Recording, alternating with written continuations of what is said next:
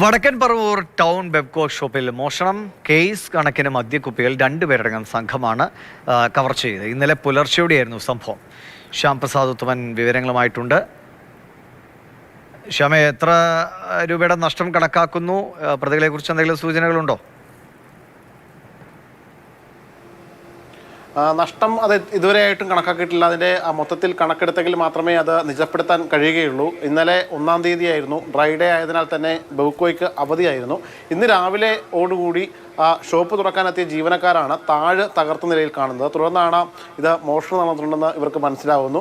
വടക്കൻ പറവൂർ പോലീസിൽ വിവരം അറിയിച്ചു. പോലീസ് എത്തി തുറന്ന് പരിശോധിച്ചപ്പോഴാണ് മദ്യക്കുപ്പികൾ നഷ്ടമായതായി ജീവനക്കാർ വ്യക്തമാക്കുന്നത്.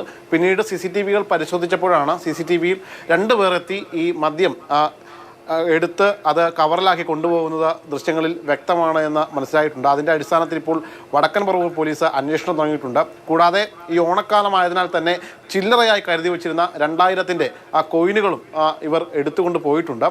നിലവിൽ മദ്യക്കുപ്പികളുടെ കണക്ക് ഇതുവരെ കൃത്യമായിട്ടില്ല. എന്തായാലും 2 പേർ ചേർന്ന് ആണ് ഈ ഷോപ്പിൽ മോഷണത്തിനായി എത്തിയത്. CCTV തിരിച്ചും മറിച്ചുമൊക്കെ വെച്ചിരുന്നു. എന്തായാലും പുറത്തെ CCTV-യിൽ നിന്നൊക്കെ ആളെ തിരിച്ചറിയാൻ കഴിഞ്ഞിട്ടുണ്ട് എന്നാണ് മനസ്സിലായിട്ടുള്ളത്. ഇത് കേന്ദ്രീകരിച്ച് വടക്കൻ പറവൂർ പോലീസ് അന്വേഷണം തുടങ്ങിയിട്ടുണ്ട്.